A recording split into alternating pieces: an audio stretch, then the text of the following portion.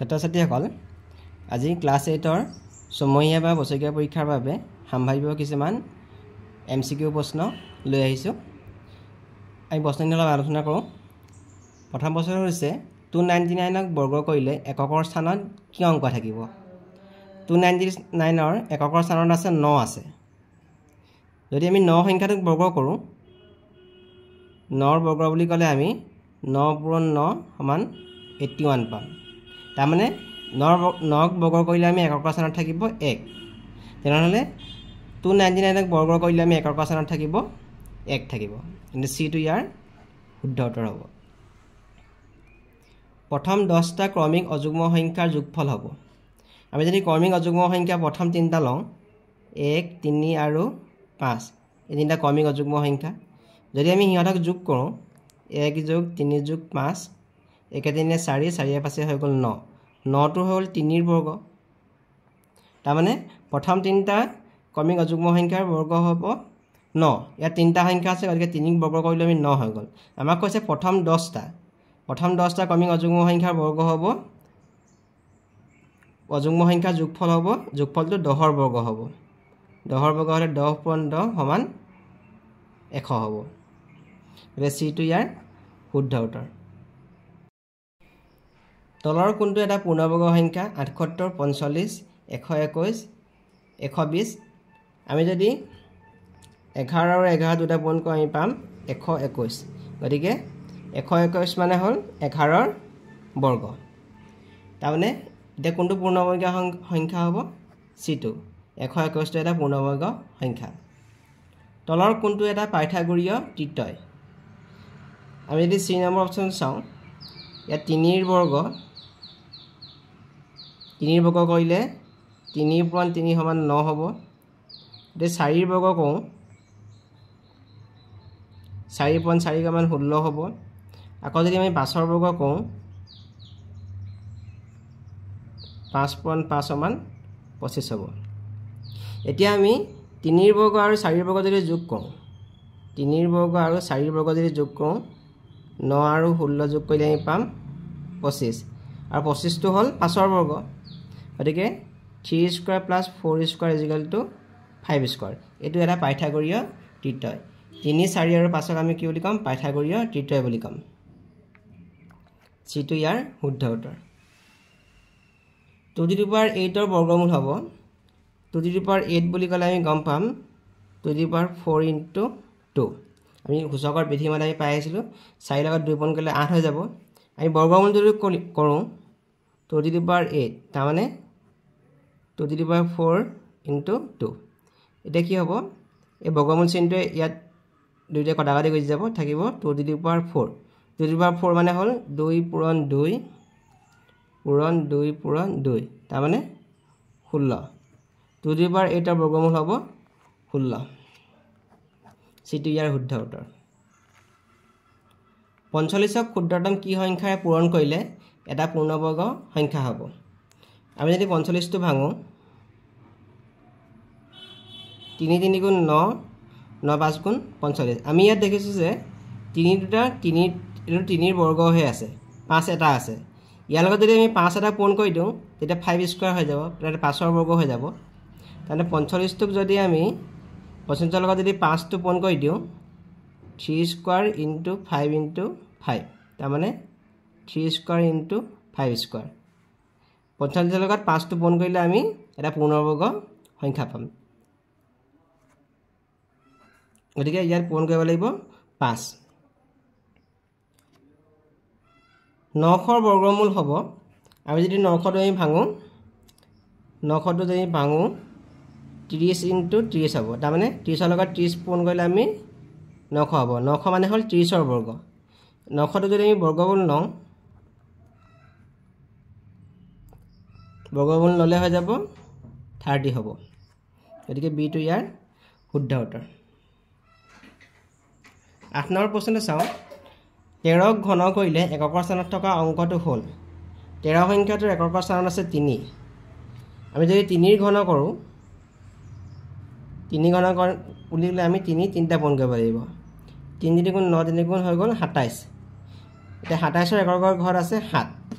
গতিকে 13 সংখ্যাটোক আমি ঘন কৰিলে একৰ স্থানত থাকিব 7 থাকিব সিটো ইয়াৰ শুদ্ধ উত্তৰ please subscribe and share my videos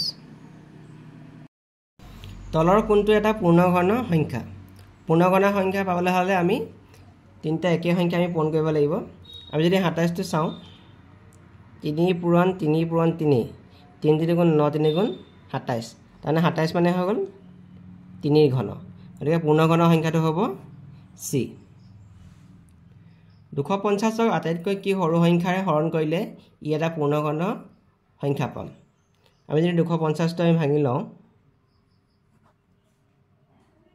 5 5 গুণ 25 শূন্য 5 2 গুণ 50 আকৌ 5 2 গুণ 10 তাৰ মানে 250 মানে হল 5 পূৰণ 5 পূৰণ 5 ইনটু 2 এটা 5 ৰ ঘন হৈ আছে আৰু ইয়াৰ লগত 2 এটা পূৰণ হৈ আছে আমি যদি 250 ক আমি 2 ৰে হৰণ কৰি দিওঁ ইয়াত 5 কিউব ইনটু 2 ইনটু 2 হ'ব ইয়াত 2 ৰে কৰা হৈ থাকিলে 5 কিউব হৈ যায় মানে 250 ক আমি কিহে হৰণ কৰিব লাগিব 2 এ হৰণ কৰিব লাগিব 2 এ হৰণ কৰিলে আমি এটা পূৰ্ণঘন সংখ্যা পাম ৰোড 27 ৰ ঘনমূল 64 ঘনমূল আৰু 125 ৰ ঘনমূলৰ যোগফল 27 বুলি ক'লে আমি গম পাম 3 পূৰণ 3 পূৰণ 3 তাৰ মানে 3 কিউব তাৰ মানে ৰোড 27 ৰ ঘনমূল হ'ব 3 হ'ব 27 ৰ ঘনমূল 3 হ'ব তেনেকৈ যদি আমি পাওঁ 64 4 তিনটা পূৰণ কৰি আমি 64 পাম তাৰ মানে 64 মানে হ'ল 4 ঘন এটা 64 ঘনমূল যদি আমি উলিয়াও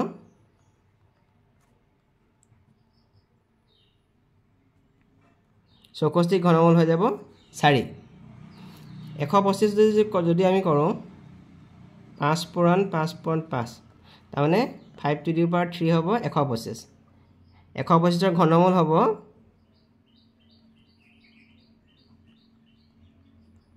5 হৈ যাব 27 ৰ ঘনমূল পালো আমি 3 64 ঘনমূল পালো আমি 4 আৰু 125 ৰ ঘনমূল পালো আমি 5 আমি যদি গোটেইটা যোগ কৰো 3 যোগ 4 যোগ 5 3 4 7 7 5 হৈ গল 12 সিটো ইয়াৰ শুদ্ধ উত্তৰ এখৰ পৰা আৰম্ভ কৰি 200 লৈকে থকা পূৰ্ণবৰ্গৰ সংখ্যা এখৰ পৰা আৰম্ভ কৰি বুলি কৈছে এখটো এটা পূৰ্ণবৰ্গ সংখ্যা হয় তাৰ পিছতটো 121 টো পূৰ্ণবৰ্গ সংখ্যা 144 টো পূৰ্ণবৰ্গ সংখ্যা 169 টো পূৰ্ণবৰ্গ সংখ্যা আৰু 196 টো পূৰ্ণবৰ্গ সংখ্যা এখৰ পৰা আৰম্ভ কৰি 200 লৈকে এইকেইটাই পূৰ্ণবৰ্গ সংখ্যা আছে গতিকে পূৰ্ণবৰ্গ সংখ্যাৰ সংখ্যা কেইটা হদিছে এটা দুটা তিনটা চাৰিটা পাঁচটা গতিকে ডি টু ইয়াৰ শুদ্ধ উত্তৰ 45 আৰু 65 শ্ৰেণী অন্তৰালৰ শ্ৰেণী দৈৰ্ঘ্য কিমান ইয়াত নিম্ন সীমা হৈছে 45 আৰু উচ্চ সীমা হৈছে 65 আমি শ্ৰেণী দৈৰ্ঘ্য উলিয়াবলৈ হলে উচ্চ সীমাটোৰ পৰা নিম্ন সীমাটো বিয়োগ কৰিব লাগিব তাৰ মানে 65 ৰ পৰা যদি আমি 45 বিয়োগ কৰো আমি পাম 20 গতিকে শ্ৰেণী দৈৰ্ঘ্য হ'ব 20 সিটো ইয়াৰ শুদ্ধ উত্তৰ